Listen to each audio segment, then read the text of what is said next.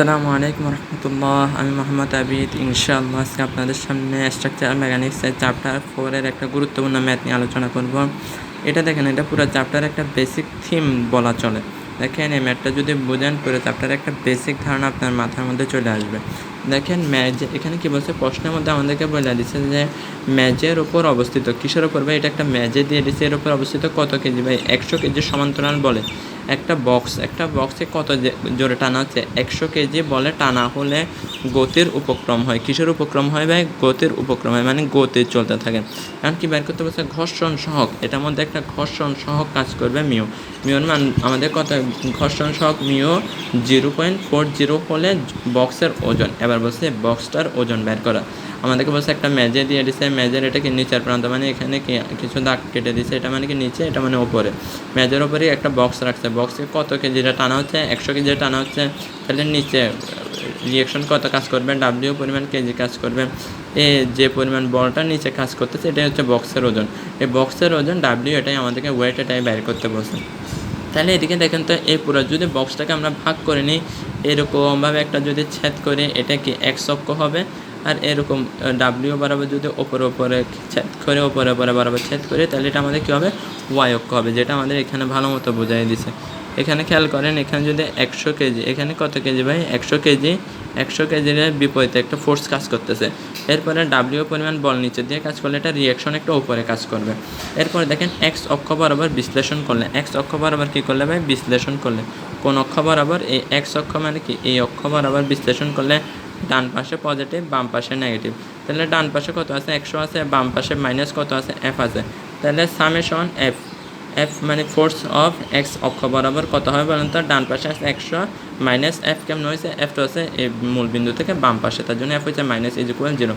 তাহলে এফ যদি এখানে মাইনাস আছে, এই পাশে চলে আসে প্লাস হয়ে যাবে, তাহলে এফও কত হয়ে যাবে? 100 হয়ে যাবে। তাহলে আমরা কি বুঝলাম? এই পাশে যে টানা হচ্ছে 100 বলে, তাহলে এটার উল্টাটা বলটাও কত হবে? 100। নিউটনের তৃতীয় সূত্র অনুযায়ী এটা কাজ করতেছে। দেখেন বলগুলো ওয়াই অক্ষ বরাবর যখন কাজ করবে, এক অক্ষ বরাবর প্রতিসাম্য ধরে কাজ করার পর আমরা কী ধরবে? এবার ওয়াই অক্ষ বরাবর প্রতিসাম্য ধরে কাজ করবো। ওয়াই মানে কি আমাদেরকে এখানে ওয়াই মানে আমাদেরকে ভার্টিক্যালে বোঝাইছে। ভার্টিক্যাল হিসাবের মধ্যে দেখেন তীর চিহ্ন দ্বারা উপরে নির্দেশ করছে, উপরে তীর চিহ্ন দ্বারা নির্দেশ করলে উপরে কী হবে? পজিটিভ হবে। এবং তীর চিহ্ন দ্বারা যদি এক্স অক্ষ বরাবর কাজ করে, তখন ডান পাশে কী হবে ভাই? ডান পাশে পজিটিভ হবে, বাম পাশে নেগেটিভ হবে। এবং ভার্টিক্যালি যখন হিসাব হবে, তাহলে উপরের অংশের উলম্ব আকারে যখন হিসাব হবে, উপরের অংশটা পজিটিভ তীর চিহ্ন দ্বারা নির্দেশ হয়েছে, তাই মানে নিচের অংশটা কী হবে? নেগেটিভ হবে। তাহলে উপরের অংশে কী আছে? রিয়াকশনে কে কাজ করতেছে? উপরে আর কাজ করতেছে, আর নিচের অংশটা কত? ডাব্লিউ কাজ করতেছে। তাহলে এফ অফ ওয়াই মানে কি উলম্ব আকারে বলের মতো উপরে আছে কত? আর হবে পজিটিভ, আর নিচে আছে ডাব্লিউ, মানে ডাব্লিউ হবে কি বলেন তো ভাই? নেগেটিভ। তাহলে মাইনাস ডাব্লিউটাকে লেফট থেকে রাইটে চলে আসলে প্লাস ডাব্লিউ হয়ে যাবে।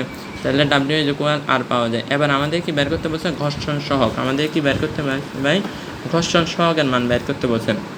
এখন আমরা কী পাইছি? ফোর্স পাইছি, এবং এখানে রিয়াকশনের মান যেটা পাইছি, এই দুইটা মানটা আমরা বের করছি। এবার আমরা কী বের করবো? ঘর্ষণ সহক। আমরা মিউ F/r জানি। ঘর্ষণ সহক কী জানি ভাই? Mu F/r। আমাদের এখানে মিউর মান কত? প্রশ্নেই দেওয়া ছিল কত? 0.40 মিউর মান দেওয়া ছিল। ঘর্ষণ সহকের মান ছিল ফোর্স। আমরা কি জানি? বল কত পাইছি? 100 কেজি পাইছি। ওয়েট এটা তো আমাদের জানা নাই, তার জন্য এটা বের করবো। তাহলে ডাব্লিউটা যদি এ পাশে ভাগ আকারে থাকে, এটা যদি আর গুণ হয়ে যায়, তাহলে ডাব্লিউ চলে যাবে 0.40 জায়গায়, আর 0.40 চলে আসবে ডাব্লিউর জায়গায়। তাহলে 100কে 0.40কে ভাগ করলে কত হয়? 250 কেজি। 100কে 0.40 দ্বারা ভাগ করলে কত হয় ভাই? 250 কেজি। এটাই বলছে এখানে। ভালো মতো দেখেন, এটা পারবেন নাকি দেখেন, একদম বোঝার মতো একটা অঙ্ক। এখানে যে ফ্রেমটা দেওয়া আছে, ফ্রেমটা বুঝে আসলে পুরো ম্যাথটা সলভ করা একদম সহজ হয়ে যায়। এরপর এটার নিচে দেখেন আরও একটা ম্যাথ দেওয়া আছে, যেটা ডুয়েট অ্যাডমিশনে আসছে। ডুয়েট অ্যাডমিশনে সবচেয়ে কঠিন ম্যাথগুলোই চলে আসে। তো ভালো মতো খেয়াল করেন, আপনাদেরকে আমি বুঝিয়ে দিচ্ছি। এখানে আমাদের প্রশ্নে কী বলছে দেখেন, 75 কেজি বলের একটা বস্তু, একটা বল কত ভাই? 75 কেজি বল। কেমন একটা বস্তু সমান্তরাল একটি তলের উপর রাখা হয়েছে, মানে নিচে একটা সমান তলের উপর রাখা হয়েছে। একটা কিসের উপর রাখা হয়েছে ভাই? তলের উপর রাখা হয়েছে। তলের উপর রাখা হয়েছে। নিচে প্রদর্শিত কী বলছে ভাই?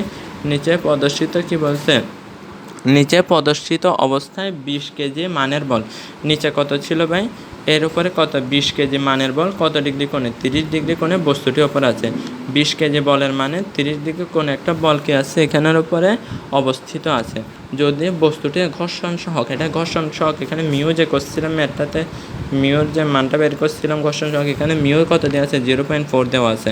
কেমন, তাহলে উক্ত বলের কি বলছে ভাই, উক্ত বলের আমাদের কি বলছে, বল প্রয়োগে বস্তুটির অবস্থানে পরিবর্তন ঘটবে কিনা তা নির্ণয় করো।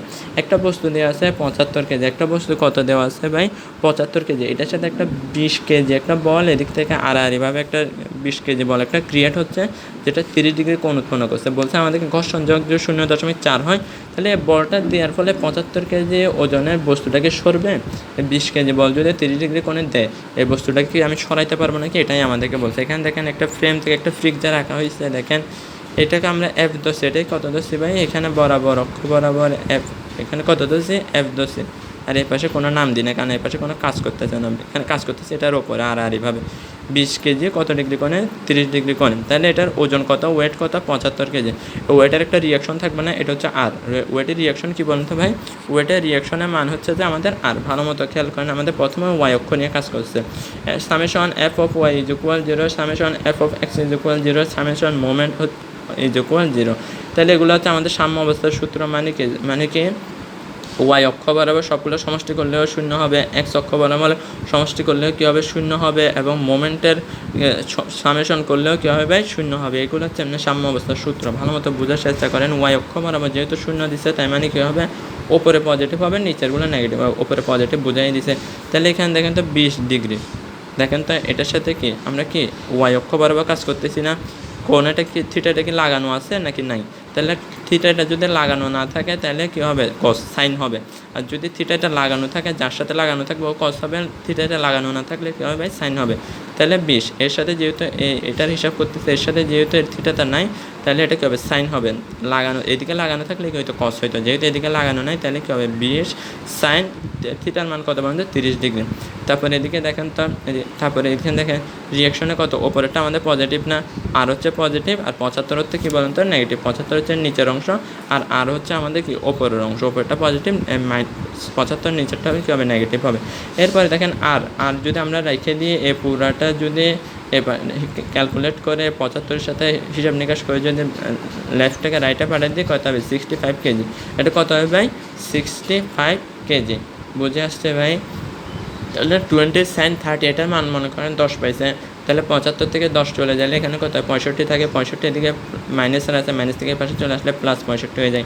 এফ অফ এক্স বরাবর, এবার এক্স বরাবর এতক্ষণ আমরা ওয়াই অক্ষ বরাবর কাজ করছি, এখন এক্স অক্ষ বরাবর ভালো মতো খেয়াল করেন, এই দেখেন এক্স অক্ষের সাথে কি এ বরাবর এক্স অক্ষ নিয়ে যখন কাজ করবো, এই 30 ডিগ্রি এটা লাগানো আছে মানে কেমন কী হবে কস হবে, তাহলে 20 cos 30 ডিগ্রি, যেহেতু এটা লাগানো আছে ডিগ্রি এটা, তাহলে কী হবে 20 cos 30 degree minus F, F মানে কি এই পাশেরটা পজিটিভ হবে, এই পাশেরটা ডান পাশেরটা পজিটিভ, বাম পাশেরটা নেগেটিভ, এফ কোথায় আছে বাম পাশে আছে, তার জন্য এফ কী হবে নেগেটিভ হবে।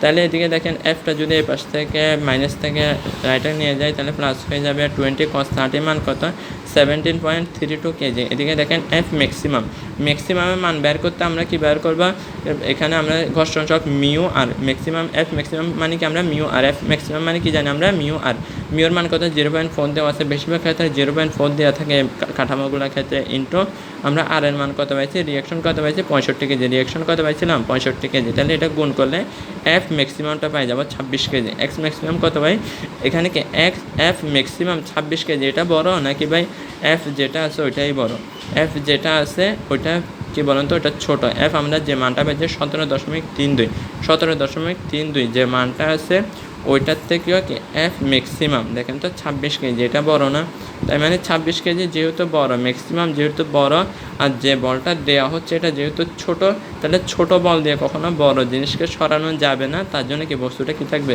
স্থির থাকবে। বল কি আছে ভাই আমাদেরকে 17.32 আছে, আর ওই পাশে বল সর্বোচ্চ কত হয়েছে 26 কেজি আছে, তাহলে 17 কেজি কখনো 26 কেজির সাথে উপরে বিপরীত কি আর একটা সরাইতে পারবে না, বস্তুটা কী থাকবে তাহলে স্থির থাকবে।